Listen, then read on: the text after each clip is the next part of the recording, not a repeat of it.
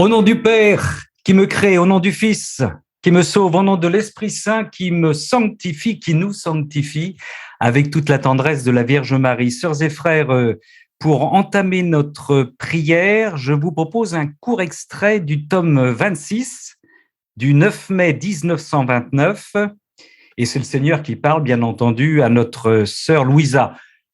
Inutile de préciser, je ne veux pas le répéter toute la soirée, que quand le Seigneur s'adresse à Louisa, il s'adresse à chacune et chacun d'entre nous. Et j'ai envie de dire particulièrement ce soir, ma fille bien-aimée, mon fils bien-aimé, pour les auditeurs masculins qui nous écoutent, tu es mon espérance. Nous sommes l'espérance de Dieu. Je me suis pas trompé dans les termes.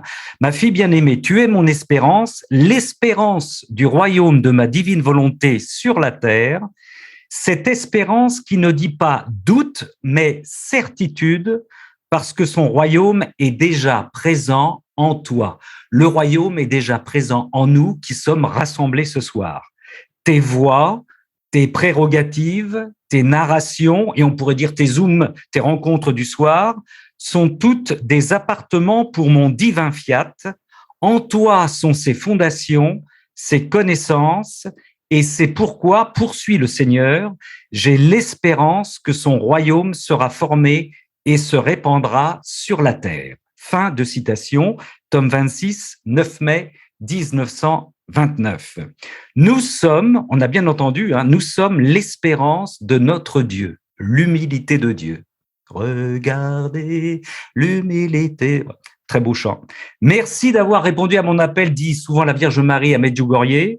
Notre Dieu ne cesse de nous courir après, et notamment pour que nous témoignions de la divine volonté. Vous le savez, dans Luc 15, verset 8, la pièce d'argent, la drachme, eh bien, nous sommes la pièce d'argent du Seigneur qui nous recherche constamment, et quand il nous retrouve, il jubile, il place sa confiance en nous, en chacun et en chacune d'entre nous. Il est notre Créateur, il est notre Père. Notre Père qui es aux cieux, que ton nom soit sanctifié, que ton règne vienne, que ta volonté soit faite sur la terre comme au ciel.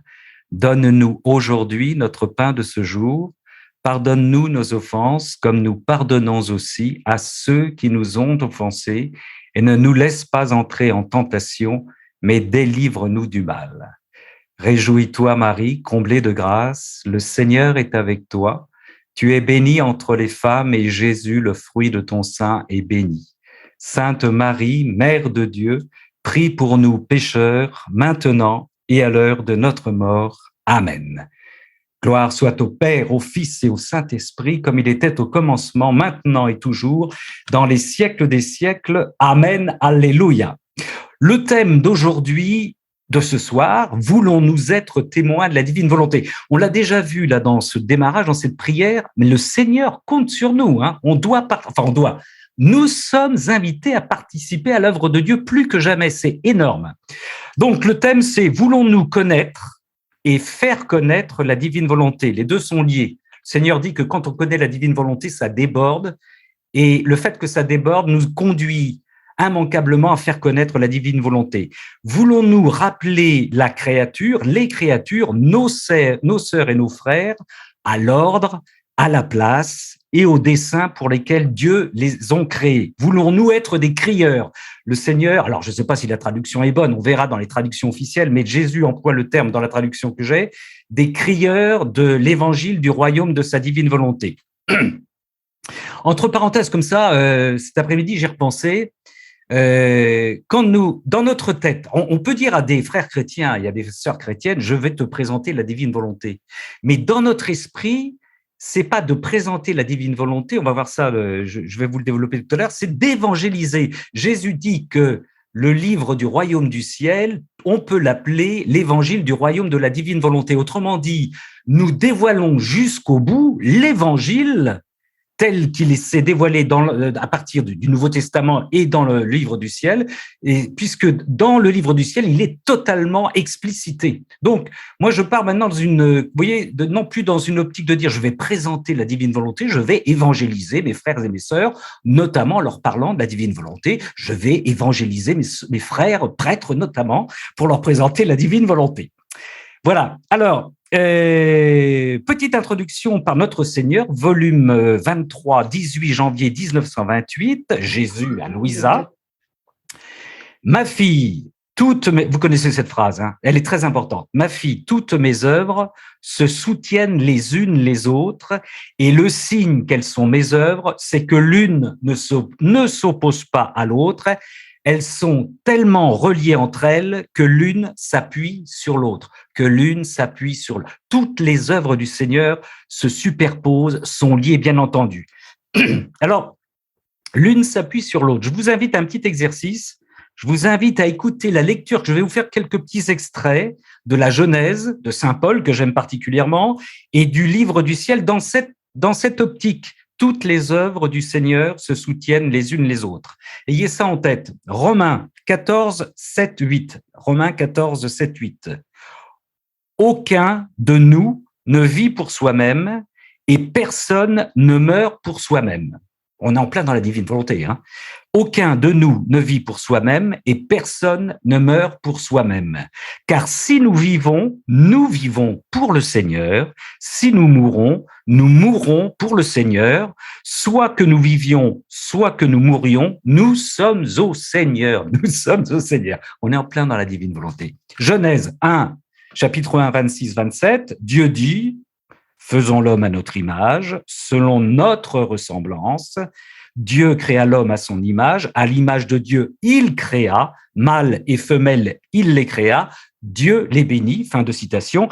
Image et ressemblance dans la Bible indiquent qu'il y a conformité entre le Père et le Fils, autrement dit, entre la créature et le Créateur, conformité.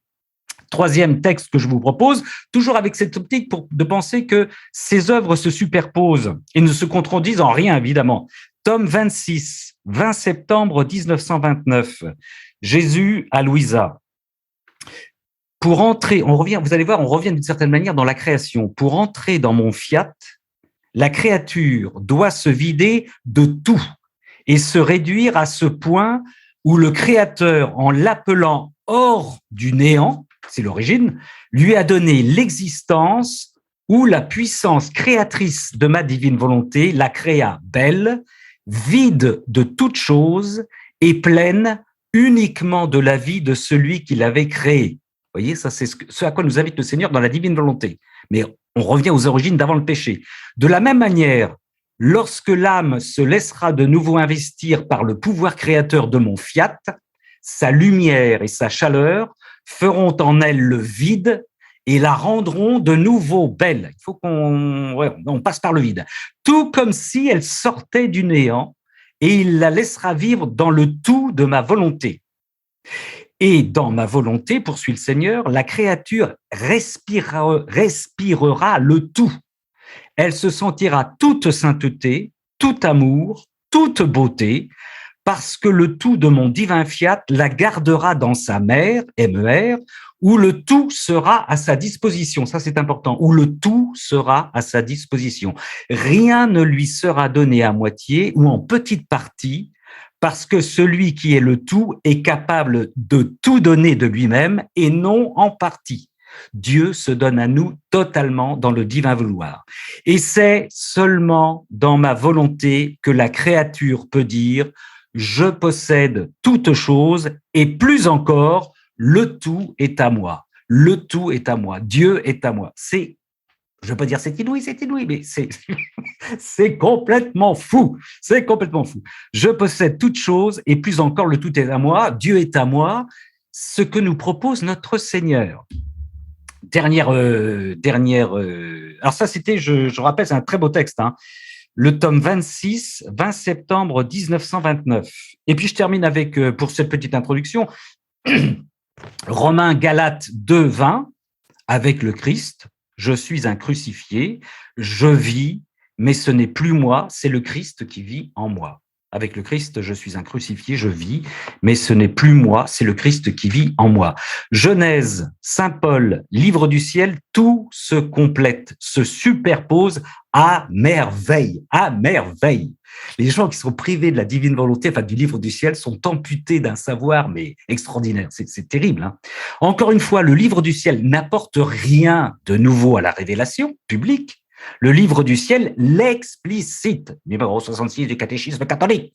Quand Paul dit « c'est le Christ qui vit en moi », le livre du ciel précise « voici comment Christ vit en chacune de ses créatures ». Le Seigneur nous dit comment il vit en nous, il nous l'explique pendant les 36 volumes. Et la Vierge Marie, dans le livre de la Vierge Marie, dans le royaume du ciel. C'est pareil, il nous explique comment ils vivent en nous, alors que c'était contenu dans les évangiles.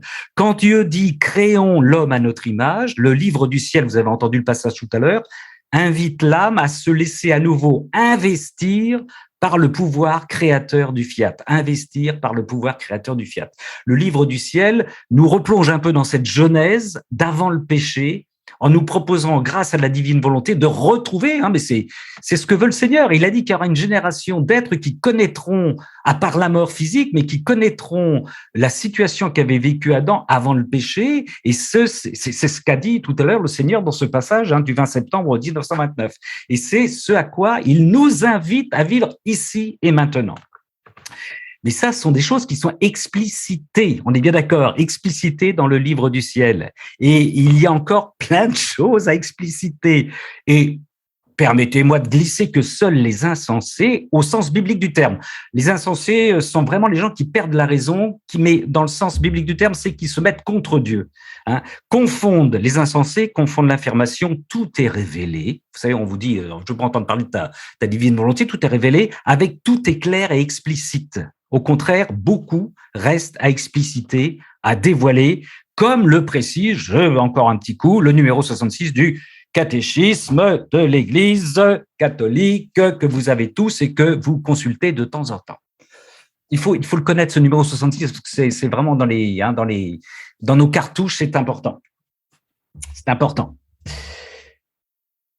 Jésus, alors il reste beaucoup de choses à expliciter, mais en même temps, sœurs et frères, moi le premier et Louisa aussi, nous avons des petites têtes, des petites matières grises, trop petites pour contenir toute l'immensité du savoir du divin fiat. Alors voilà ce que dit Jésus à Louisa. Ça nous ramène à nos limites. C'est le Seigneur qui parle, je dois me limiter en parlant parce que ta petite capacité ne peut embrasser, comprendre et enfermer tout ce qui appartient au divin vouloir. Donc, voilà, pour ceux qui se lamentent, n'ayez pas peur, c'est normal. Et je dois me contenter de t'en faire connaître quelques gouttelettes, car ton esprit créé ne peut contenir sa mer immense et incréée, et je change en mots ces petites gouttelettes afin de m'adapter à ta petite capacité et de faire comprendre quelque chose concernant mon indescriptible et incommensurable fiat. 20 septembre 1929, tome 26. Nous sommes tout petits, surtout pas d'inquiétude, pas de masochisme. Oh là là, c'est trop important pour moi, ça déborde, c'est trop compliqué. Vous voyez, il se limite à nos petites capacités. C'est énorme. Et donc, l'explicitation qu'il va nous donner, c'est chacun à son rythme, chacun à sa manière, chacun avec son... Le Seigneur, il s'adapte à chacune de nos intelligences, bien entendu, puisqu'il nous a créés. Donc, il sait très bien comment nous fonctionnons. Donc, chacun à son rythme. On le dit dans la divine volonté, c'est ça qui est génial. Il n'y a pas de comparaison. Nous sommes dans une relation unique avec nos frères, avec le Seigneur. Je suis dans une relation unique. Ma relation n'est pas celle de mes sœurs et de mes frères. Donc, chacun à son rythme. Alors,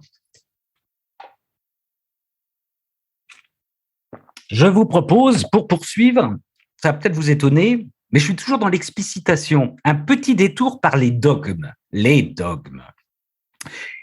Les dogmes de l'Église catholique ne sont pas explicitement exprimés dans la révélation publique. Je prends par exemple les dogmes mariaux de Marie qui concernent la Vierge Marie, l'Immaculée Conception, l'Assomption. On ne voit nulle part ces dogmes, bien entendu, dans les évangiles. Entre parenthèses, nous connaissons mieux, grâce à ces dogmes, grâce aux apparitions de la Vierge, grâce au catéchisme, grâce aux relations, grâce à tout ce que vous voulez aux théologiens, nous connaissons mieux aujourd'hui la Vierge. Et alors, ne parlons pas, évidemment, quand nos théologiens vont se mettre dans le livre du ciel ou dans la Vierge Marie dans le royaume de la divine volonté, nous connaissons mieux la Vierge Marie que ne les connaissaient les apôtres. Ça, c'est évident. Nous avons beaucoup plus d'éléments. L'Immaculée Conception, Pierre, Paul, Jacques et Jean n'en parlaient pas. Pour eux, c'était bon, ils étaient dans une autre type de relation avec la Vierge Marie. Nous connaissons beaucoup mieux la Vierge Marie qu'ils ne la connaissaient auparavant. Donc, mais c'est pas fini, c'est pas fini. Tout n'est pas explicité encore une fois sur la Vierge Marie. Et le livre du ciel nous en apprend mais des tonnes et des tonnes.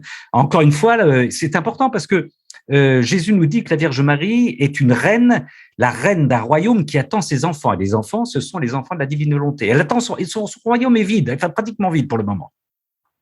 Donc, les dogmes sont à peine ébauchés, ils sont pas explicites dans la révélation, mais ils explicitent la révélation, d'accord? Alors, je vous donne tout de suite pour rester dans les clous, la définition des dogmes, je vais vous en donner deux. Celle du catéchisme de l'Église catholique, au numéro 88, nous dit que, écoutez bien, le magistère, je vais prendre une voix grave pour ça, le magistère de l'Église engage pleinement l'autorité reçue du Christ quand il définit ses dogmes. Donc l'autorité reçue du Christ, apparemment, permet de définir des dogmes. Ça se définit sous l'autorité du Christ. C'est-à-dire quand il propose sous une forme obligeant le peuple chrétien à une adhésion irrévocable. Nous sommes tenus de croire, de recevoir ces dogmes de manière irrévocable, des vérités contenues dans la révélation divine ou,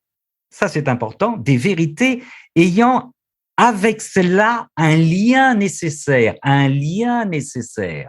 Je reprends sans la commenter. Le magistère de l'Église engage pleinement l'autorité reçue du Christ quand il définit des dogmes, c'est-à-dire quand il propose sous une forme obligeant le peuple chrétien à une adhésion irrévocable des vérités contenues dans la révélation divine ou des vérités ayant avec cela un lien nécessaire. Numéro 88.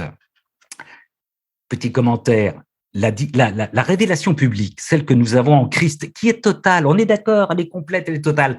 C'est moi je compare toujours ça à un noyau nucléaire. Je reprends voilà tout ce qui est dit à la Vierge, ou si vous prenez la miséricorde présentée par Jésus et sœur Faustine, la miséricorde, bien entendu, elle est dans les évangiles, dans les révélations, mais sous la forme d'un noyau. Et ce noyau, à travers les siècles, il est en train d'exploser, enfin, vous voyez, de s'étendre, et on en découvre de plus en plus le contenu. C'est ce qui se passe, encore une fois, avec l'explicitation qui nous est donnée dans la divine volonté. Et je vous donne une deuxième définition des dogmes d'un théologien qui s'appelle, vous connaissez peut-être, Henri de Lubac. Entre parenthèses, Henri de Lubac, avant le Vatican II, s'est fait massacrer, enfin bon, par ses frères et par le Vatican, je crois. Puis ensuite, c'est devenu maintenant il a été rétabli, il est devenu une star. Lui aussi, il a souffert. Mais voilà, c'est ce qu'il dit. C'est intéressant. Il a écrit de très, très beaux livres. Et la définition des dogmes, qui peut nous servir pour d'autres choses. Allez voir. Les dogmes ne sont pas des concepts morts, mais les signes exacts d'une réalité vivante. Les dogmes sont les signes exacts d'une réalité vivante. La réalité vivante, c'est Dieu qui vit, qui n'arrête pas de vivre. Que la foi, les signes d'une réalité vivante que la foi n'aura jamais fini de sonder, Nous sommes, grâce au livre du ciel, en train de sonder le contenu de la foi. Donc, on est dans les clous. Ça, c'est dans Méditation sur l'Église et c'est Henri de Lubac. Je vous la redonne sans la commenter. Les dogmes ne sont pas des concepts morts, mais les signes exacts d'une réalité vivante que la foi n'aura jamais fini de sonder. Mais Dieu, la réalité divine est vivante, elle nous transcende, on ne peut l'enfermer et nous n'aurons jamais fini de la sonder et donc de la découvrir et de la nommer. Apocalypse 21, 5, voici je fais toutes choses nouvelles, Isaïe 43, versets 18-19, ne vous souvenez plus des premiers événements, ne ressassez plus les faits d'autrefois. Voici que moi, je vais faire du neuf qui déjà bourgeonne. Ne le reconnaîtrez-vous pas? Intéressant ça aussi pour nous en ce moment. Ne vous souvenez plus des premiers événements, ne ressassez plus les faits d'autrefois. Voici que moi, je vais faire du neuf qui déjà bourgeonne. Ne le reconnaîtrez-vous pas? On peut pas enfermer Dieu. Je peux dire que tout a été révélé, mais c'est prétentieux de dire que parce que tout a été révélé, je peux tout dire sur Dieu. C'est n'importe quoi, c'est de la prétention. C'est pire que de la prétention, quoi. D'ailleurs, la théologie, souvent, vous le savez, la théologie, c'est ce qu'on appelle la théologie négative. Elle est négative parce qu'elle est en dessous de ce qu'elle désigne. Vous connaissez cette histoire de saint Thomas d'Aquin, vous savez, moi, je la raconte souvent, mais quand on dit à saint Thomas d'Aquin, ce grand penseur, ce grand théologien, il a écrit la Somme. Alors tout le monde dit oui, et moi le premier, mais on l'a pas lu. Enfin, je sais pas si vous êtes nombreux à avoir lu la Somme de saint Thomas d'Aquin ici, là, ce soir. Hein, bon, voilà. Mais ce qu'il faut savoir, c'est que notre puissant saint Thomas d'Aquin, quand il a écrit sa Somme, sa fameuse Somme, eh ben un jour il a eu, après l'avoir écrite, il a eu une sorte, on va dire, une espèce de d'effusion de l'esprit, une rencontre particulière. Il a plongé dans la divine volonté. Et la première chose, quand il a atterri, quand il est revenu, il a dit, je vais brûler ma Somme.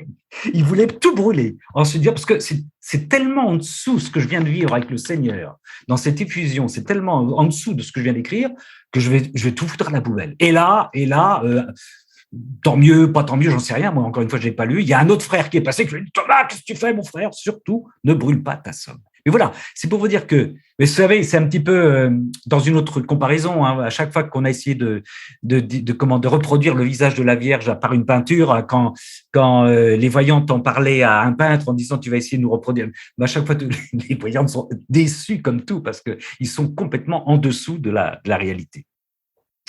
Donc, encore une fois, ne confondons pas révéler et expliciter. Et reprenons, c'est important, c'est vraiment important, et reprenons cette affirmation du prince des théologiens, notre Seigneur lui-même, toutes mes œuvres se soutiennent les unes les autres. Elles sont tellement reliées entre elles que l'une s'appuie sur l'autre, volume 23. Alors, pour revenir à notre sujet, maintenant, la question pour nous est de savoir si nous voulons être témoins heureux et souffrants, on en a parlé la dernière fois, martyrs, victimes offertes et sacrifiées de la divine volonté. C'est la question qui nous est posée. Jésus a besoin de nous. Jésus pose la question à chacun de nous, à vous, à moi. Et, entre parenthèses, on va faire un petit examen de conscience ce soir, je vous propose, avec le texte qu'on va lire, nous ne sommes nullement tenus de plonger dans la divine volonté. On n'est pas obligé. Ah non, nous pouvons nous en tenir à notre vie chrétienne d'avant la divine volonté, un chapelet de temps en temps, une soirée louange de temps en temps, nos Eucharisties régulières, hebdo, quotidiennes, des engagements dans la charité, pourquoi pas, une scrutation. Je ne sais pas si vous avez pratiqué la scrutation. Moi, j'ai pratiqué la scrutation des évangiles pendant des années. On est 10 et les 10 disent la même chose sur l'évangile. Ils descendent le brancard par le toit, ils ont la. Voilà. Bon. On peut rester là. On peut rester là. Mais pour ceux qui veulent vivre dans la divine volonté, nous allons lire ce texte. Donc, vous avez peut-être, je vous l'avais envoyé, mais je vais vous le lire. Il est important, parce que le divin vouloir, vous savez, le royaume de la divine volonté est fonction de l'engagement de ses témoins aussi. Le Seigneur nous le dit. Et vous allez voir. Alors donc, c'est comme je m'étais trompé dans le courriel que je vous ai envoyé, c'est le 2 octobre 1929 et c'est le volume 27. Ma fille, si tu savais combien, c'est le Seigneur qui parle bien entendu, si tu savais combien je souffre lorsque je veux former mes œuvres et les faire connaître aux créatures pour leur donner le bien qu'elles contiennent et que je ne trouve personne ayant le vrai enthousiasme, le désir véritable et la volonté de faire de mon œuvre sa vie afin de la faire connaître. C'est important, faire sa vie. On n'est pas là uniquement pour faire connaître, on va faire connaître si on en vit. C'est très important, les deux sont liés. Et de donner aux autres la vie du bien de mes œuvres qu'il ressent en lui-même. Et poursuit le Seigneur, et lorsque je vois ces dispositions en celui qui doit s'en occuper, celui que j'appelle et choisis, vous, moi peut-être, avec tant d'amour pour l'œuvre qui m'appartient, Je me sens si attiré vers lui que pour qu'il puisse bien faire ce que je veux, je m'abaisse moi-même, je descends en lui et je lui donne mon esprit, ma bouche, mes mains et même mes pieds, afin qu'il puisse sentir la vie et mon œuvre en toutes choses, et que telle une vie ressentie, il emploie souvent, alors si la traduction est bonne, hein, il envoie 4 ou 5 fois, il emploie le terme ressentir, et que telle une vie ressentie, et non comme une chose qui lui est extérieure, attention, il puisse sentir le besoin de la donner aux autres. Quand je ressens la vie du divin vouloir, immanquablement, je ressens le besoin d'en parler aux autres. Je ne peux pas garder ça pour moi, c'est pas possible. Ma fille, lorsqu'un bien n'est pas ressenti comme de la vie en soi-même, tout finit par des mots et non des œuvres. Et je reste en dehors, pas en dedans. Et il demeure par conséquent de pauvres infirmes, sans intelligence, aveugles, muets, sans mains et sans pieds. Il n'y va pas par 4 chemins, le Seigneur. Et moi, dans mes œuvres, je ne veux pas me servir de pauvres infirmes, je les mets de côté et sans me soucier du temps, je continue à chercher ceux qui sont disposés, qui doivent servir mon œuvre. Et tout comme je ne me suis pas lassé de parcourir les siècles et la terre entière pour trouver la plus petite créature et placer dans sa petitesse le grand dépôt des connaissances sur ma divine volonté, je ne me lasserai pas non plus de parcourir la terre encore et toujours, c'est pour nous les amis, écoutez bien, pour trouver celles et ceux qui sont vraiment disposés, qui apprécieront comme de la vie ce que j'ai manifesté sur le divin fiat. Et ceux-là feront tous les sacrifices pour le faire connaître. Il termine, et c'est magnifique, hein, voilà, il nous cherche le Seigneur. Hein. Je ne suis donc pas le Dieu impuissant, mais le Dieu patient, à la patience de Dieu, qui veut que ses œuvres soient accomplies comme il convient et par des gens bien disposés et non forcés, car ce que j'abhorre, ce que je déteste le plus dans mes œuvres, c'est la mauvaise volonté des créatures, comme si je ne méritais pas leur petit sacrifice. Et pour la bienséance d'une œuvre si grande qui est de faire connaître ma divine volonté, je ne veux pas me servir de pauvres infirmes. En fait, pour celui qui n'a pas la volonté véritable de faire un bien, c'est toujours une mutilation qu'il inflige à son âme. Le Seigneur ne veut pas de masochisme, hein. Il ne veut pas de gens qui traînent la savate. Mais je veux me servir de gens qui, lorsque je leur fournis mes divins membres, agiraient comme il convient, ainsi que le mérite une œuvre qui doit apporter tant de bien aux créatures et une grande gloire à ma majesté. Le manifeste, voilà, le Seigneur embauche, c'est très clair. Hein, voilà, le contrat est là, il est explicitement, et le Seigneur a besoin de nous. Vous voyez, l'importance que nous accorde le Seigneur pour faire connaître, alors vivre et faire connaître la divine volonté. Alors je vous rappelle, hein, c'est important, quoi. C'est magnifique. Alors ça suit d'ailleurs. Je ne l'ai pas dit, mais je le redirai tout à l'heure, une inquiétude qu'avait Louisa, vous savez, dans son introduction, où elle dit quelle sagesse de Dieu, quel profond mystère, qui pourra jamais les comprendre? Jésus est triste parce qu'il n'y a personne pour ouvrir la voie à sa volonté, pour la faire connaître. Il montre son cœur languissant qui aspire à ce que sa divine volonté se fasse connaître pour former son royaume au cœur des créatures. Et Louisa, à son époque, se plaint en se disant, elle se lamente, comme nous, on peut se lamenter un petit peu de temps en temps en disant, il n'y a pas assez de monde, il n'y a pas assez de monde, que font-ils? Pourquoi se jettent-ils pas là-dessus? Que se passe-t-il, Seigneur? Voilà. Texte magnifique, texte d'embauche, sœurs et frères, c'est pour nous. C'est pour nous si nous voulons y répondre, quoi. Si nous voulons y aller, quoi. Ça, c'est clair. Hein. C'est pour ça, vous voyez, je vous relis le début, si je le retrouve, ce que je vous avais lu, hein. Ma fille bien-aimée, tu es mon espérance. C'est normal, nous, en tant que créatures, et petits et humbles et rabougris, on est toujours entre dire Dieu est grand, Dieu est notre espérance.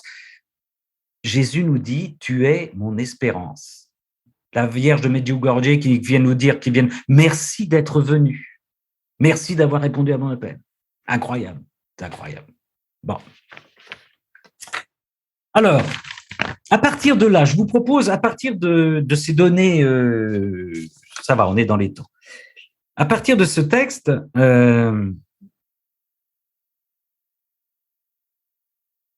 je vais nous poser des questions. Alors, à vous et à moi, hein, c'est des questions, mais qui reprennent les termes exacts qui sont dans ce texte.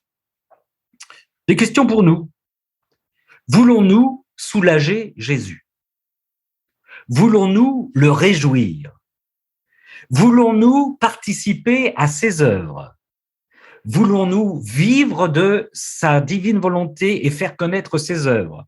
Ou avons-nous d'autres priorités? Avons-nous, je reprends les termes, hein, un véritable enthousiasme pour la divine volonté? Sommes-nous actuellement heureux de notre immersion dans la divine volonté? Ça, c'est une bonne question, sœurs et frères. Est-ce que depuis que nous goûtons à la divine volonté, est-ce que nous goûtons à une forme de bonheur que nous ne connaissions pas auparavant? Bonne question. Est-ce que nous sommes heureux, hein, nous? Voilà. Sommes-nous actuellement heureux de notre immersion dans la divine volonté?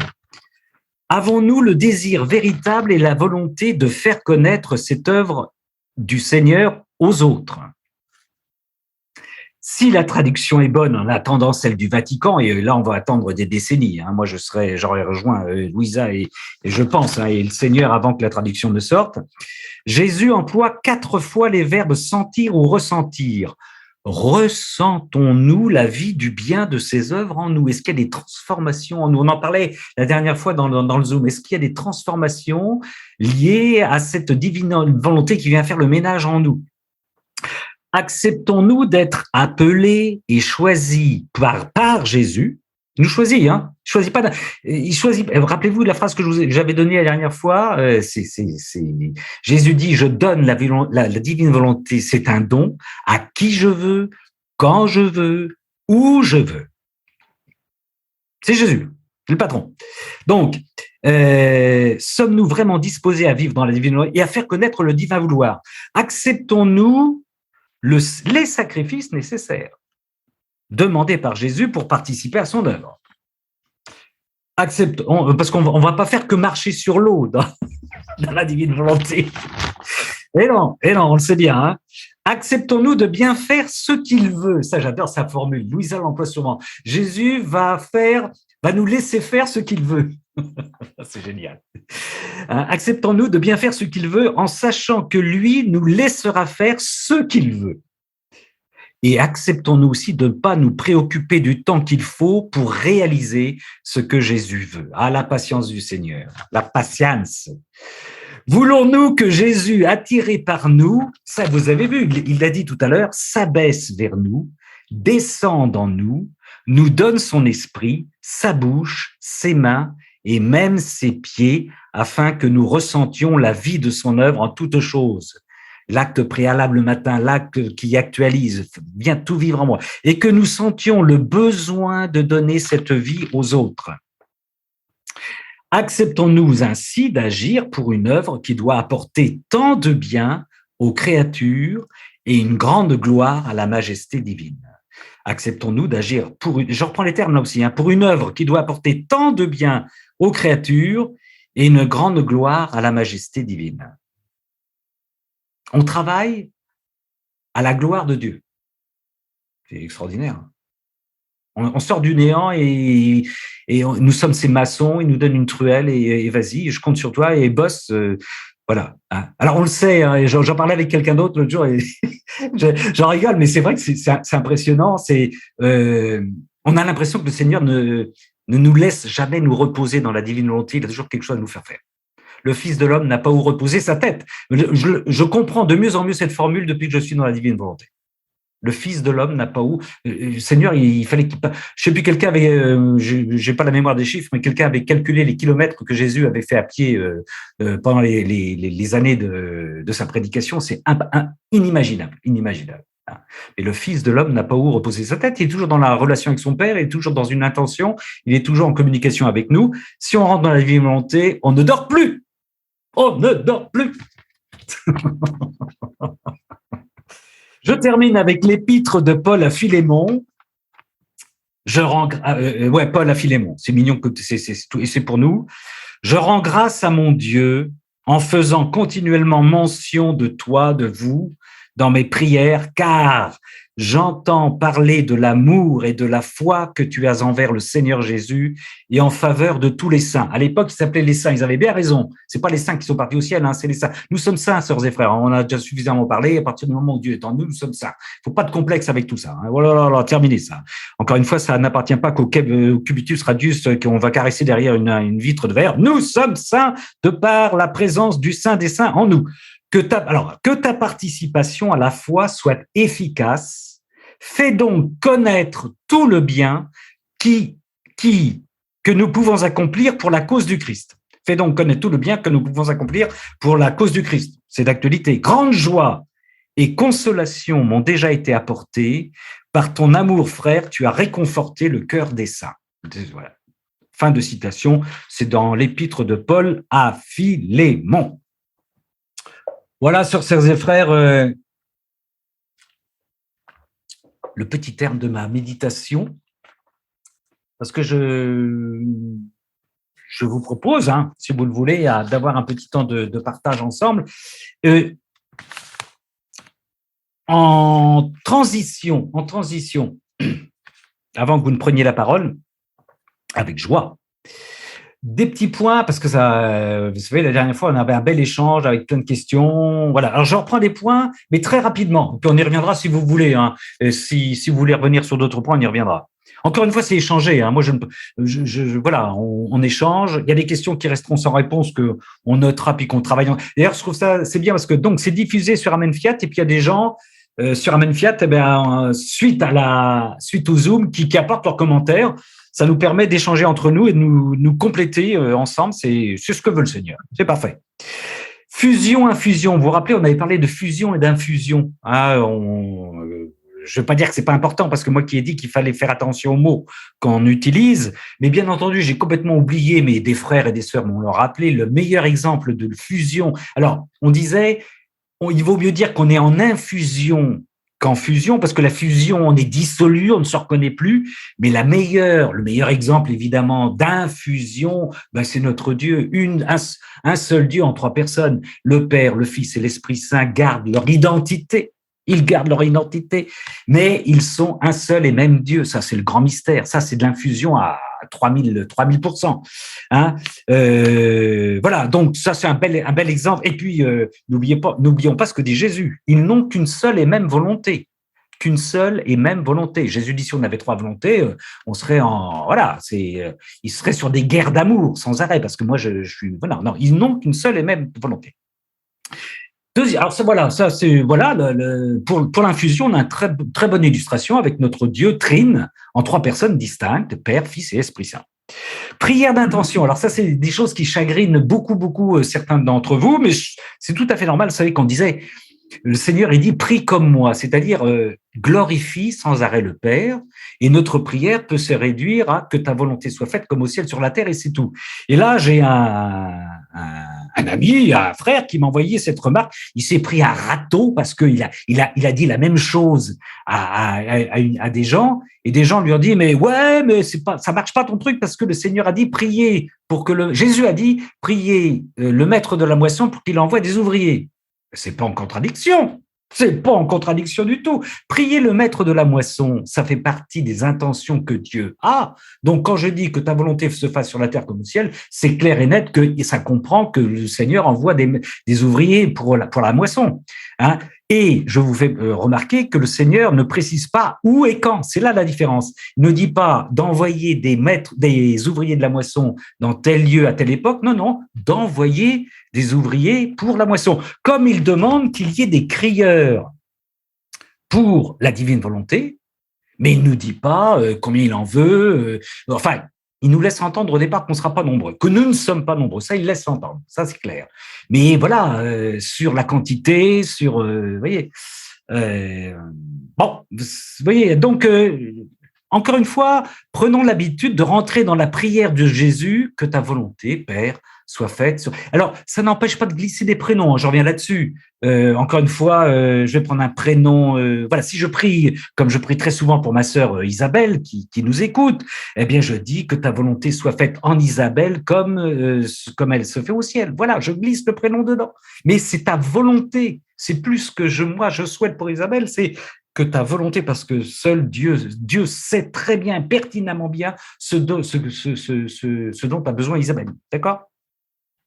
Et puis, dernier point avant de vous laisser la parole, on avait parlé avec Guylaine, je ne sais pas si elle est là ce soir, notre amie québécoise qui revenait d'une formation en Égypte, si je me rappelle bien, sur la juste indifférence. Je ne sais pas si vous vous rappelez, elle nous avait parlé de la juste indifférence, c'est-à-dire que c'est un principe jésuitique, je ne sais pas si ça se dit, mais quand on a Dieu en nous, on devient indifférent, c'est pas insensible, indifférent à tous les plaisirs, à toutes les activités terrestres. Hein, ça, moi, j'appelle ça la dépression du début de la divine volonté. Tout ce qu'on aimait faire auparavant s'en détache. Voilà. Hein, mais moi, je ne peins plus, par exemple. Certains vont me dire, t'as raison de plus peindre. Mais moi, je ne peins plus depuis que je suis dans la divine volonté. Plus aucun besoin de peindre. Voilà. Bon, c'est un exemple. Voilà.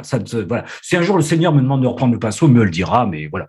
Mais c'est un petit exemple. J'ai une indifférence totale. J'ai tout ce qu'il faut. J'ai le matériel. Mais voilà. Et alors, donc Guylaine nous disait, voilà, avoir une juste indifférence par rapport à la joie. C'est-à-dire ne pas avoir une joie personnelle, un peu, vous voyez, très sensible. J'allais dire égoïste, pas égoïste, mais voilà, un peu très intéressé. Mais avoir aussi une joie détachée. Eh bien, moi, j'ai lu un texte depuis.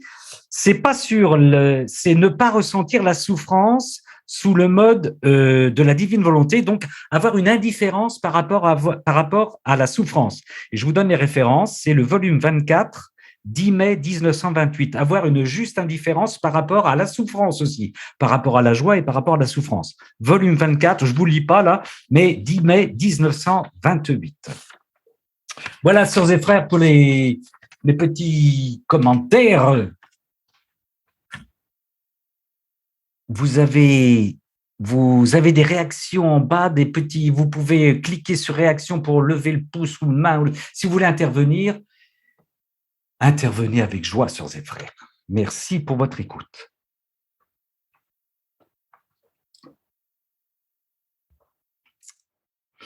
Brigitte, Bénédicte, allez, Brigitte. C'est ma sœur Rolande qui s'occupe de tout ça. Brigitte, il faut ouvrir le micro. Oui, il faut ouvrir le micro, Brigitte. Voilà. Oui, j'aimerais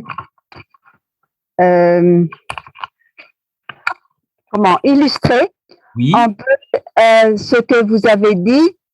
Le Seigneur, finalement, nous demande de travailler à sa gloire. Oui. Et dans la divine volonté, eh bien, je crois que assez vite, nous le comprenons. Alors, beaucoup parmi nous prions avec le Magnificat. Oui. Le Magnificat, qu'est-ce qu'il dit? Le puissant, c'est le cantique de la Sainte Vierge. Oui, oui. C'est ce que la Sainte Vierge a dit à sa cousine Élisabeth, lorsque, à peine enceinte du Seigneur, elle est partie voir, visiter sa cousine Élisabeth. Et en arrivant, il y a eu ce magnifique chant de la Sainte Vierge. Et elle dit: mon âme exalte le Seigneur. Exulte mon esprit en Dieu, mon Sauveur. Voilà. Le puissant fit pour moi des merveilles. Ouais. Ça est son nom. Ouais. C'est vraiment la divine volonté, c'est la lettre d'invitation à chacun, à l'âme de chacun. Le Seigneur dit, voilà, je t'invite, je vais faire en toi des merveilles. Laisse-moi faire. Je vais déployer la force de mon bras en toi. Oui, oui. Hein? C'est ça. Donc, nous sommes vraiment à la suite de la Sainte Vierge. Tout à fait. Hein? Tout à fait, sœur Brigitte. C'est sur Brigitte. Hein? Et alors, je veux encore dire une petite chose. Hein? Allez-y. Oui. pour parler en se basant sur la prière de l'Église, sur les Écritures. Il y a une antienne de l'Église. Une antienne, comment est-ce que je peux définir l'antienne? Une antienne, c'est une petite phrase priante qui introduit un texte de l'Écriture. Oui. Hein? Alors, il y a une antienne de l'Église, et ça s'est pris dans les psaumes, c'est des passages d'un texte biblique. C'est assez concis. Alors, l'antienne dit, nous travaillons à l'œuvre de Dieu, vous êtes son champ et sa vigne, vous êtes la maison qu'il construit. Eh oui, vous êtes la maison qu'il construit. Hein, je leur ai dit, nous travaillons à l'œuvre de Dieu, vous êtes son champ et sa vigne, vous êtes la maison qu'il construit. Et vous venez de dire, Ramon, que nous étions les maçons de Dieu. Oui. Et en tant que maçons, souvent nous prenons des coups de truelle. Hein. Sœur Brigitte, vous êtes où? Vous êtes en Grèce? Oui, je suis en Grèce. Ah ouais, d'accord. Oui, oui. Hein? Voilà, c'était ça que je voulais. Magnifique, merci. Mais oui. Nous sommes le chantier de Dieu. Nous sommes le chantier. Et nous participons au chantier de la divine volonté. C'est extraordinaire. Voilà. Et laissez faire le puissant en nous des merveilles. Eh oui. Et comme ça, on pourra dire ça est son nom. Et encore une fois, à la suite de ce que vous venez de dire, Sœur Brigitte, c'est que, encore une fois, la Vierge Marie est très importante puisqu'elle a vécu cela. Donc, c'est un maître d'œuvre, une maîtresse d'œuvre, je ne sais pas comment dire, excellente pour nous dire comment faire. Nous sommes dans son armée. Eh oui. Merci, Sœur Brigitte. Merci, la Grèce. Amen. Merci. Donc, on peut donner la parole à notre Sœur Bénédicte. Yes. Alors, c'est une question tout à fait différente. Tu parlais tout à l'heure d'être de crieur de l'évangile, pour évangéliser la divine volonté. Oui. Or, moi, justement, on parle de la Vierge Marie. La Vierge Marie, d'après ce que je pense, d'après ce que j'ai lu, n'a pas été ce que j'appelle un crieur de l'évangile. Oui. Donc, je la comprends très bien. Personnellement, j'ai un tempérament qui n'est pas du tout crieur. Oui. Est-ce que, donc, on est obligé de crier ou parler avec, hein? Est-ce qu'on ne peut pas évangéliser avec, justement, en prenant en Jésus ses yeux, ses mains, ses actions, donc, tu vois, par notre vie, est-ce qu'on ne peut pas être évangélisateur comme ça?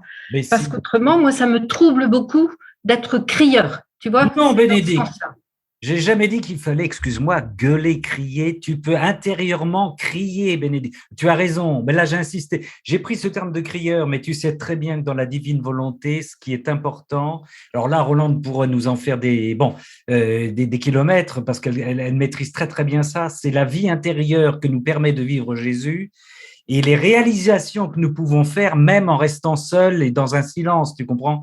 C'est-à-dire en vivant notre vie et en l'offrant dans le divin vouloir, tu cries à ta façon, mais tu vois, d'un cri intérieur et que personne n'entend. On est bien d'accord, Mais, par contre, que ta vie intérieure crie. Tu vois ce que je veux dire? Que ta vie intérieure crie la présence de Dieu en toi, le royaume de la divine volonté en toi. Alors là, oui. Tu vois, pour pas que ce soit non plus, mais je dis pas que c'est toi, le risque qu'on s'enferme, qu'on s'endorme dans notre petite chapelle personnelle en se disant, ben voilà, moi j'ai la divine volonté, mais bien entendu, si tu laisses le Seigneur vivre en toi, tu sais très bien que par tes pensées, par que ta louange, par tes prières, tu peux toucher, tu pries à la place des gens qui ne prient pas, par exemple. Donc, tu cries dans le désert d'une certaine manière, tu cries dans le désert humain, même si ce cri est intérieur, on est bien d'accord, hein, on est bien d'accord. Tu n'as pas besoin d'être une grande gamelle comme Ramon Pérez. Hein. Non, mais moi, je prends le modèle de la Vierge Marie, si tu veux. Pour moi, c'est une évangélisatrice extraordinaire.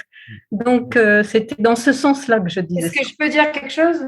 Oui, vas-y. Rolande, tu peux dire quelque chose. Bien sûr.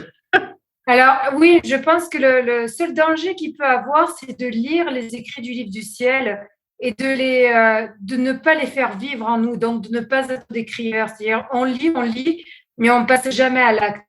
Donc, quelle que soit la manière de passer à l'acte, donc comme notre Ramon qui crie, notre Jean-Baptiste des temps modernes, Ou alors à la maison, mais dans nos actes intérieurs, H24, comme dirait notre sœur Chantal, on est tout aussi crieur. Surtout, ne pas avoir le danger de lire les écrits du livre du ciel, mais juste pour lire un bouquin et que ça passe jamais à l'acte, en fait. Et là, ça serait vraiment faire dormir, voire même mourir la divine volonté. Donc, dans ce sens-là, je suis totalement d'accord avec Ramon. Soyons des crieurs chacun avec notre appel, mais mettons en acte la divine volonté. Ok, tout à fait d'accord. Je comprends. Tout à fait, oui. Mais Bénédicte, je module quand même. Tu as raison, hein. Les années de la Vierge Marie, faites ce qu'il vous dira et elle s'est tue. On en saura certainement un petit peu plus après, plus tard. Et on en a un exemple, encore une fois, dans le royaume de la divine volonté que tu lis certainement, quand elle raconte ses relations avec les apôtres. Hein, là, elle parlait beaucoup, la Vierge Marie. Elle les sécurisait, elle leur apprenait. Si Luc et les autres ont appris des choses sur l'enfance, c'est que Marie leur a parlé. C'est-à-dire, tu sais, quand ils étaient enfermés dans le Cénacle avant la Pentecôte, Marie, alors là, je suppose, n'a pas arrêté d'enseigner et de parler aux apôtres. Elle a pris le relais. Mais ça, on le sait moins, quoi. On l'apprend encore une fois par des biais, quoi. Hein. Mais là, elle a pris son rôle d'enseignante, tu vois. Elle a parlé, elle a témoigné, quoi. Oui, ben on le voit dans le livre de la Reine de la Divine Volonté, on le voit là, tous les textes qu'on lit en ce moment. Tout ce qu'elle enseigne. Elle enseigne, elle nous enseigne. Oui. Jean-Marie, merci Bénédicte, merci. Jean-Marie, mon frère, n'oublie pas de mettre le micro.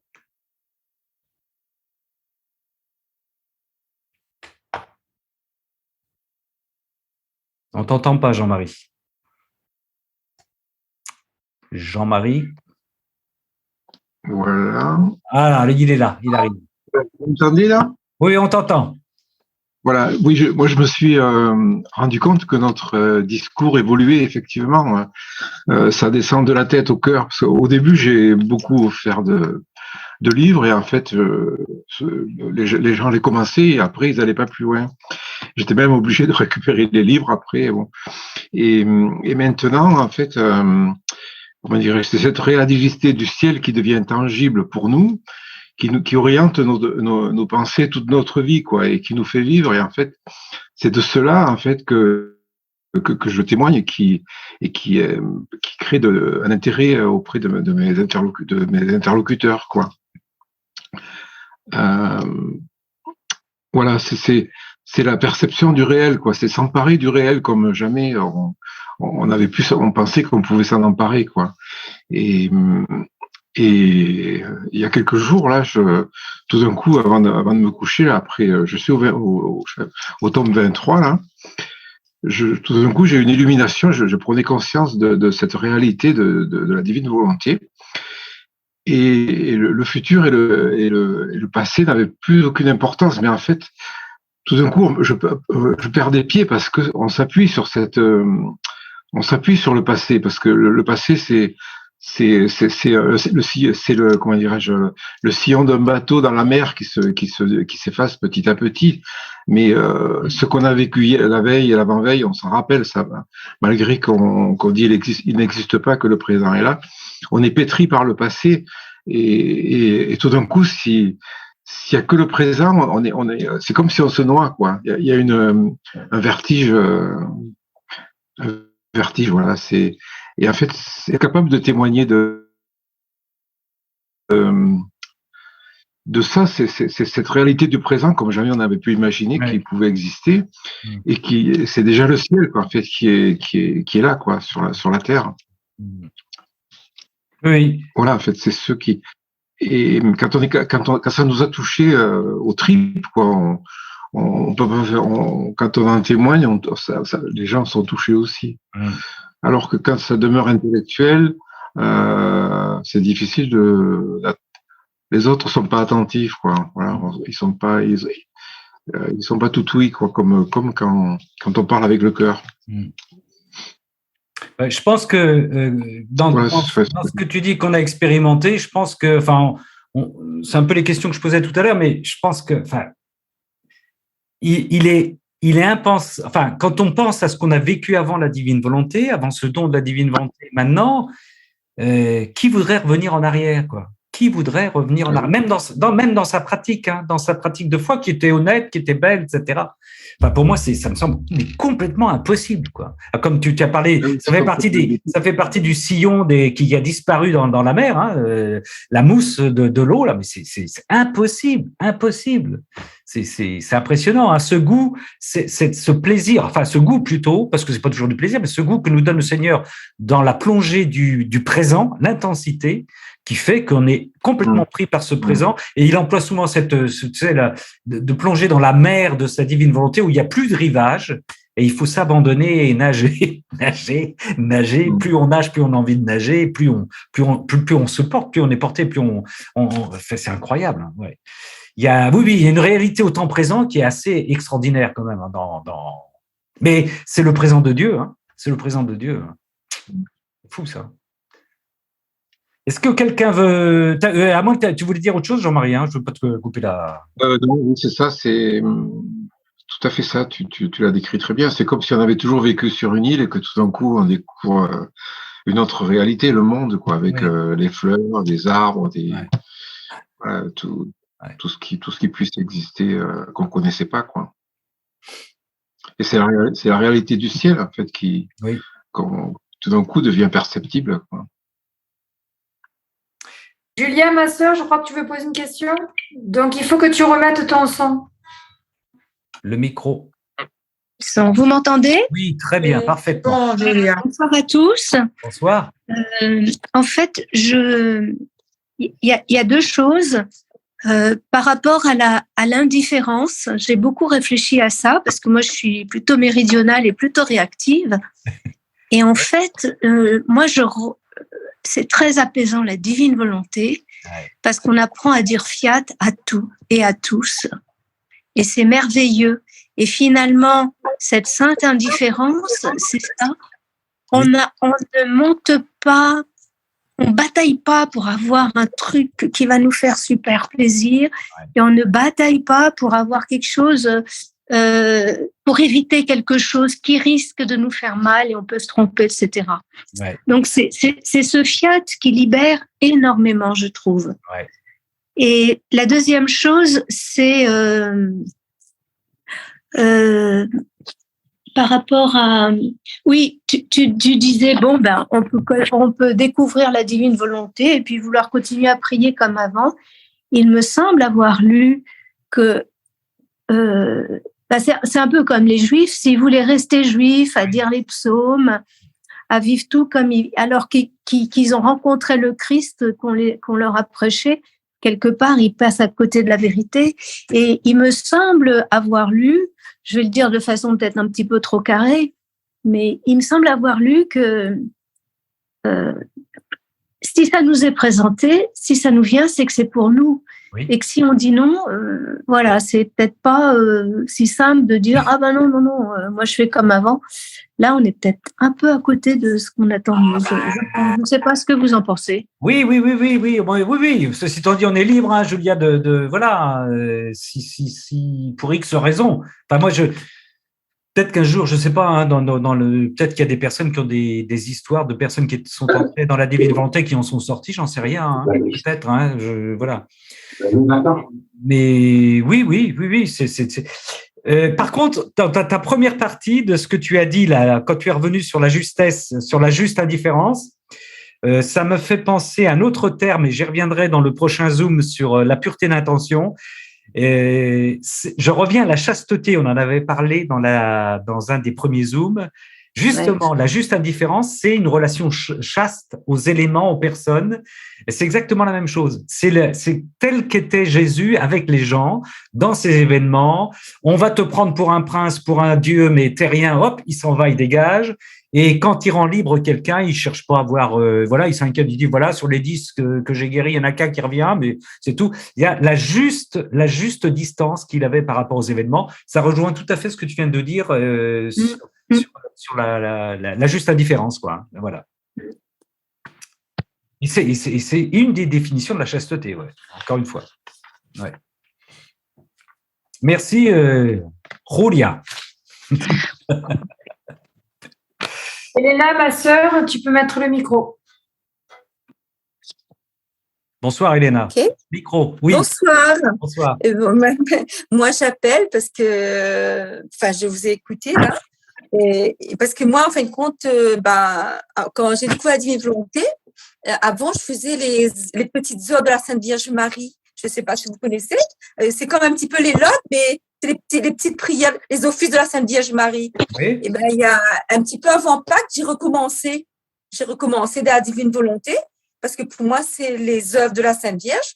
Et je me sens bien. Je ne sais pas si je fais erreur ou pas, mais je suis retournée dans ce que je faisais avant, dans les petits offices de la Sainte Vierge. Oui, oui, oui, oui. Oui, mais c'est pas interdit. D'accord, ça je voulais savoir. Je dis peut-être que je suis dans les. Non, c'est comme sœur, je suis comme tout à l'heure, sœur Brigitte, je crois. Quand nous, on peut évidemment, par exemple, lire le Magnificat. Moi, je le lis tous les jours. Je le dis le Magnificat tous les jours dans la Divine Volonté, quoi. Tout ce que vous dites, vous pouvez, mais bien entendu, le prier amplement développé maintenant dans la Divine Volonté. Et les odes à la Vierge Marie, mais c'est la princesse de la Divine Volonté, donc vous lui faites plaisir. C'est évident, quoi. Et puis il y a plein de sommes. Voilà, il y a plein de. Oui. Si je peux me permettre d'ajouter quelque chose, j'ai pas voulu dire que ceux qui font comme avant, ils reculent, mais c'est-à-dire on peut continuer à faire tout ce qu'on fait dans la divine volonté, bien entendu. Le chapelet, on le continue, mais dans la divine volonté, ça le sublime. Mais c'est eux qui disent « Ah non, moi, la divine volonté, tu m'en as parlé, tout ça, mais moi, je préfère faire ma petite routine d'avant, mais sans le mettre dans la divine volonté. » C'est ça que je voulais dire. Et là, peut-être qu'on tourne le dos à un cadeau que le Seigneur nous fait, quoi. Voilà. Oui, ça c'est, oui, tout à fait, mais ça c'est leur histoire avec le Seigneur, ils règlent. oui. C'est comme les gens malheureusement qui d'un revers, enfin vous savez, très rapidement vous disent révélation privée, tout a été révélé, je veux pas en entendre parler, quoi. Hein. Voilà, boum, et puis c'est à dégager, quoi. Hein. C'est sûr. Hein. À ce propos-là, je t'avais entendu quand tu disais que révélation privée, etc. Moi, ce que je dis, parce qu'effectivement, là où je suis, il y a un recteur qui ne veut pas en entendre parler, tout a été révélé, etc. Mais par contre, il veut bien la miséricorde. Mais même Marie, c'est une révélation privée qu'elle a eue, qu'elle a rencontrée. Hein, c'est l'ange Gabriel qui est venu.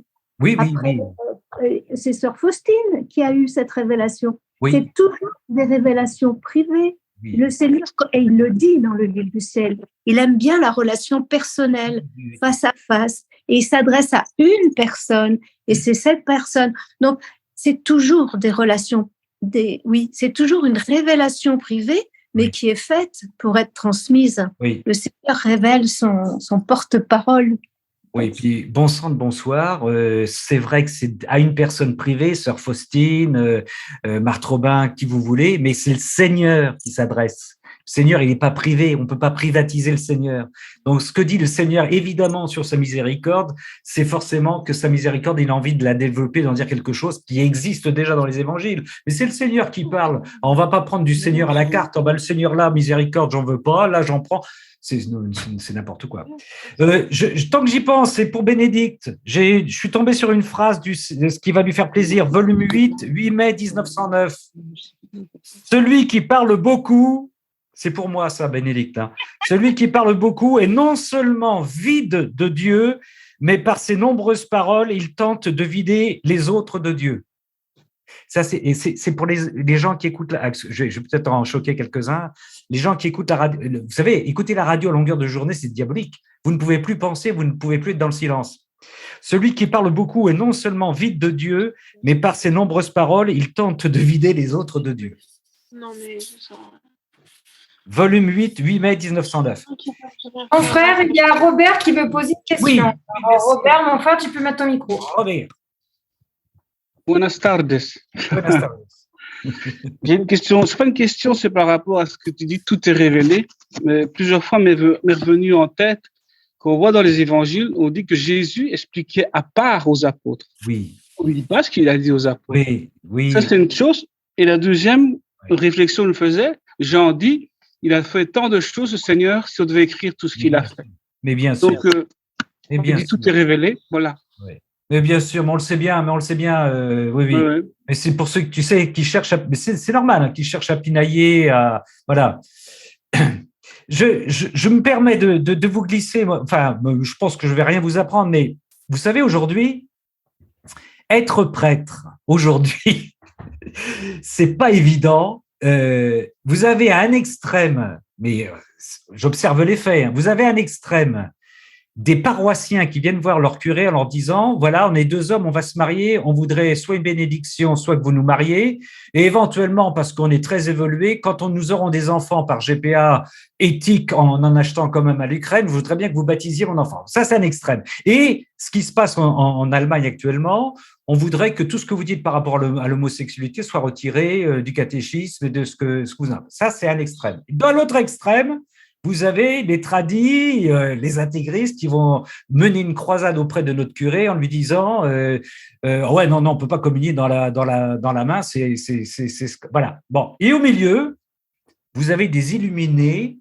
qui viennent le voir, le disant, est-ce que vous connaissez la passion de notre Seigneur dans le ventre de sa mère dès sa conception? C'est ce qu'on appelle la divine volonté avec Luisa Peccarita. J'aimerais pas, voilà, vous voyez, non, je caricature à peine, je pense, mais aujourd'hui, eh ben, quand vous êtes comme ça, entre tous ces écarts qui se passent actuellement, faut être solide. Faut être solide. Et autre chose, quand on parle effectivement des choix du Seigneur, apparemment, pour le moment, je dis bien apparemment, hein, là je suis dans l'interprétation, il est clair qu'il a désigné quelques prêtres pour nous aider, on en connaît tous hein, dans la divine volonté, mais nous sommes une majorité de laïcs, d'ailleurs entre parenthèses dans la mouvance dans la suite de Vatican II, où le laïcat a été mis en évidence, mais pour le moment, on peut penser que la volonté de Dieu est de régler d'autres choses avec ses prêtres, mais pour le moment, et en tout cas, ceux qui sont, la preuve ce soir, encore une fois, mais ailleurs aussi, hein, ceux qui sont les témoins, les apôtres de la divine volonté, sont avant tout des laïcs. Ah, voilà, ça, c'est pour le moment, c'est une analyse que moi je fais perso, en me disant que la volonté du Seigneur, elle se traduit comme ça actuellement. Hein. C'est comme ça que je la vois. Mais c'est pas facile, faut se mettre à leur place, quoi. C'est dans le contexte dans lequel on est actuellement. Hein. Géraldine, ma sœur, tu veux parler? Oui, je veux bien. Est-ce que vous m'entendez? Oui, vas-y. Très bien.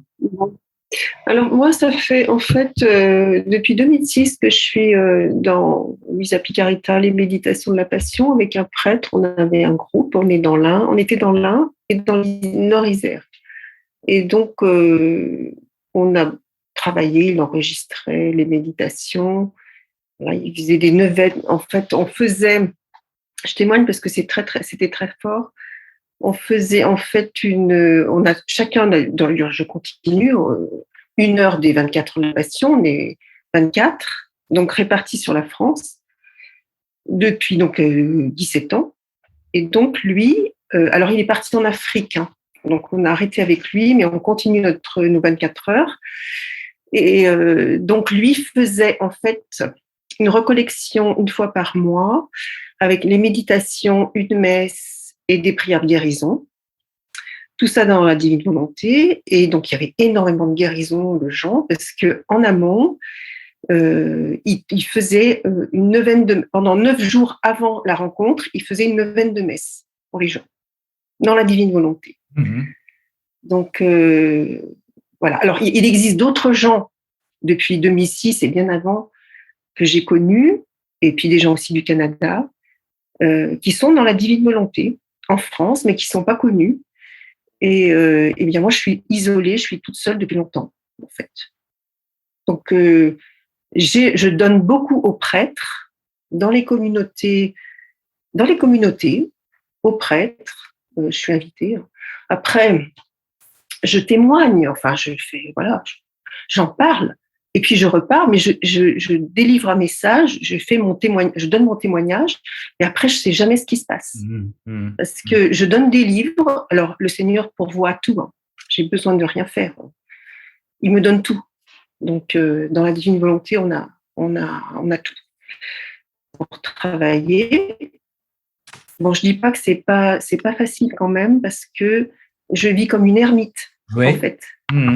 Voilà, je vis comme une ermite, en dehors de tout, hein. Je regarde rien, je vis en ermite en fait.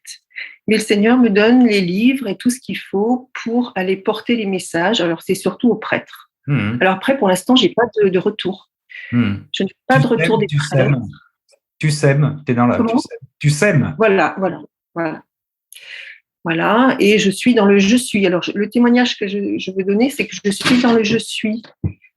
C'est un petit peu, comment dire, c'est très beau parce que, en fait, voilà, on est dans la divine volonté. En fait, on est dans le je suis. C'est-à-dire qu'on respire Dieu. On respire Dieu, on est centré, notre centre, c'est Dieu. Notre regard et tout ce qu'on vit, c'est Dieu. Tout est Dieu, tout autour de nous est Dieu. Mais bon, ça veut dire aussi qu'on ne regarde rien. J'ai pas de télé, j'ai pas de sortie, j'ai pas de. Vous voyez, je vis en ermite. Oui. Mais il y a des Jean-Baptiste féminins, hein. Voilà. Ah oui. Voilà. Alors après, c'est très dur parce que il y a des fois des moqueries. Alors, je vis aussi l'autre face, hein. C'est qu'on se moque beaucoup de moi, on me rejette, on se moque beaucoup, on se rit quand je parle de divine volonté. Soit on n'écoute pas, on m'écoute sans m'écouter. Ben oui. Parce que quand on est dans le je suis, comme disait ce monsieur tout à l'heure, en fait, on est, mais on n'est pas vu.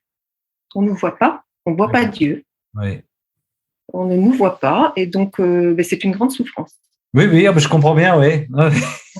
C'est cette souffrance-là que Jésus vit, hein, d'être auprès des autres et de n'être pas vu.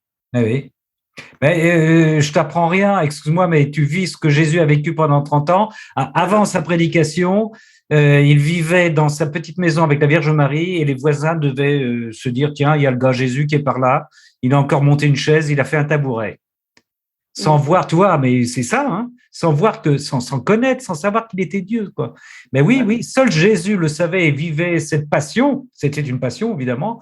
Non seulement il obéissait à son papa Joseph et il apprenait le boulot alors qu'il sait tout faire, mais en plus, il a vécu incognito pendant presque 30 ans, quoi. Mais tu vis exactement la même chose, hein. C'est le silence, voilà, mais c'est une grande souffrance parce que j'ai donné beaucoup de livres à des prêtres qui m'ont rayé de leur mail, enfin voilà, je reçois plus de mails. Il y a plein de choses qui sont très douloureuses, voilà, et on ne voit pas Jésus, on n'aime pas Jésus, on ne le reçoit pas. Ouais. Voilà.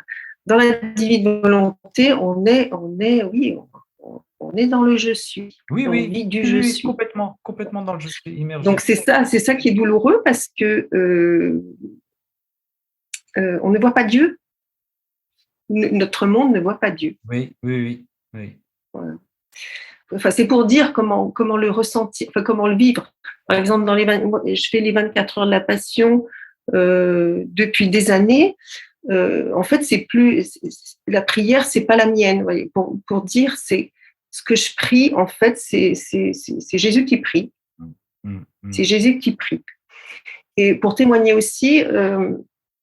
Quand dans les 24 heures de la Passion, j'ai des personnes qui se présentent, que ce soit la nuit, le jour, en fait, eh bien, il les rejoint. En fait, il se passe des choses, il y a des guérisons, j'ai eu des témoignages.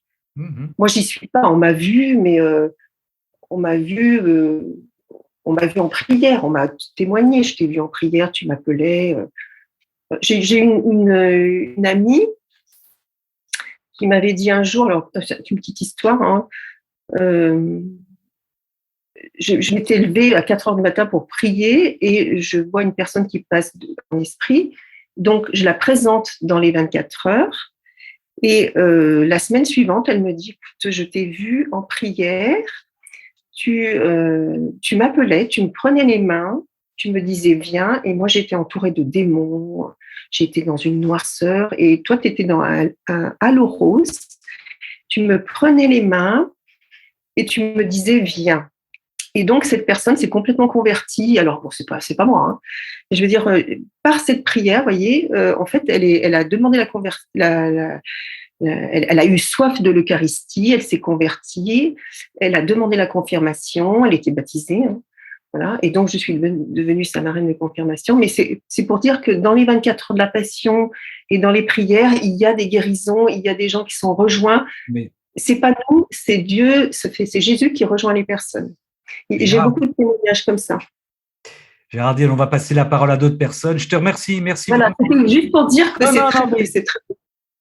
Merci Géraldine. Merci, ma sœur. Alors, il y a Aimé qui veut parler et ensuite, il y aura Emmanuel. Aimé, ma sœur, tu peux ouvrir ton micro. Aimé d'Italie. Bonsoir.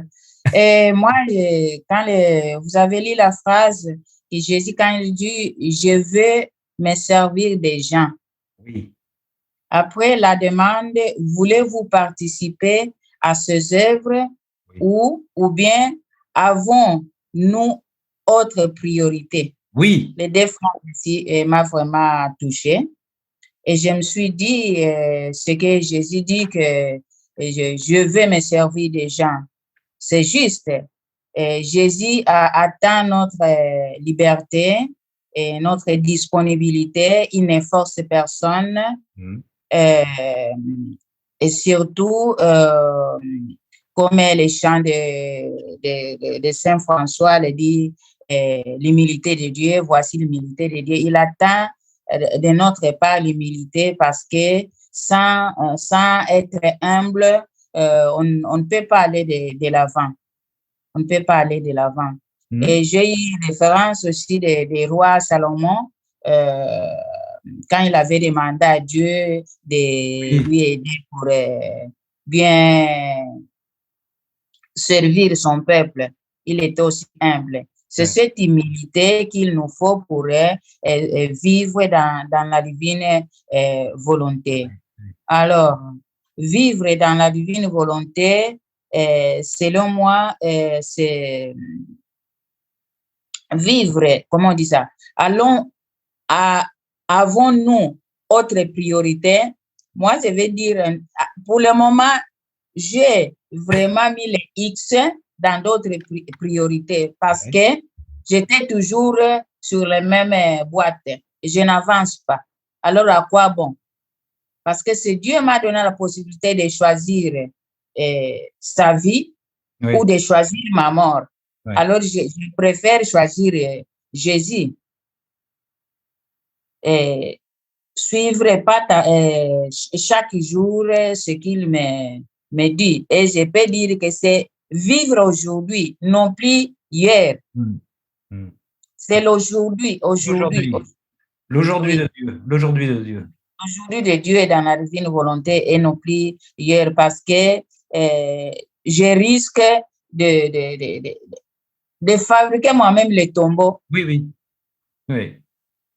Alors, c'est ça vraiment, ça m'a beaucoup touché. J'ai dit que non, cette demande, c'est une demande profonde. Je préfère participer vraiment aux œuvres de Dieu. Malgré que je suis au début, pas à pas, Dieu lui-même sait ces projets, comment ça réaliseront à moi. Regardez l'humilité de Dieu. Oui, merci Aimé, merci. Regardez l'humilité de Dieu. Regardez l'humilité de Dieu. Regardez l'humilité de Dieu. Ah ouais, c'est magnifique ça. C'est fantastique. Alors, Saint François est modèle d'être humble, hein? Laissez tout. Et oui. Devenir pauvre. Alors, comme Dieu nous a créés riches en lui, moi je vais rester pauvre dans cette pauvreté. Non. Hein. Je vais aller là où il y a la richesse. La richesse divine. On va donner la parole à quelqu'un d'autre avant de terminer. Merci. Alors, il y a Emmanuel qui voulait... Emmanuel. Mets ton micro, ma sœur. Emmanuel, Dieu avec nous. On n'entend pas Emmanuel. Ah, ça y est. Ça y est, elle est là. Bonsoir tout le monde. Bonsoir, Emmanuel. Alors, je voulais dire bonsoir à Géraldine, parce que c'est ma copine. On fait des cénacles ensemble. Coucou, Gégé. Ah, c'est pas possible, mais c'est pas possible. Géraldine nous a dit qu'elle était toute seule, donc vous pouvez pas. Si, mais je fais un peu des kilomètres. Oh, Géraldine, Emmanuel, qu'est-ce que tu as dit? Qu'as-tu à nous dire, ma soeur? Et c'est vrai, elle habite dans un super perchoir où il n'y a rien. À chaque fois, je me perds quand j'y vais. Je mets trop un plomb, mon GPS, il fait tourner partout. Non, et je voulais dire bonjour à Jean-Marie aussi. Oui, oui, Emmanuel, vas-y. Et bien, en plus, je suis... Attendez, j'ai le curé de ma paroisse qui m'appelle. On passe à quelqu'un d'autre. On passe à quelqu'un d'autre. Embrassez-le pour nous. Et puis, on va peut-être terminer là-dessus. Est-ce que nous avons quelqu'un d'autre, ma sœur Rolande? Non, il n'y a personne. Ça devient le sketch. Et faites venir le curé, là, c'est bien, et qui nous donne sa bénédiction. Emmanuel veut dire, je suis avec un groupe d'amis, ils aimeraient bien être bénis par le prêtre. Aïe, aïe, aïe. Bon, on ne va pas l'attendre parce que si elle est partie discuter... Je crois qu'on peut s'arrêter là, mon frère. Ouais. Bon, écoutez, sœurs et frères, encore une fois, merci pour votre participation. On diffusera ce Zoom sur Amen Fiat, hein, voilà. Et puis le prochain, ce sera sur la pureté d'intention. J'essaye de le dire avec l'accent du Sud parce que comme c'est une commande du Sud, pour que la dame qui me l'a commandé comprenne bien la pureté d'intention. Hein. Voilà. Voilà, que le Seigneur Tout-Puissant, merci encore à vous, que le Seigneur Tout-Puissant, miséricordieux, tant amoureux de ses créatures, nous bénisse au nom du Père et du Fils et du Saint-Esprit. Amen. Allons tous dans la paix du Seigneur. Bonne nuit à vous. Au revoir, les amis. Merci, pareillement. Merci. Merci, au revoir.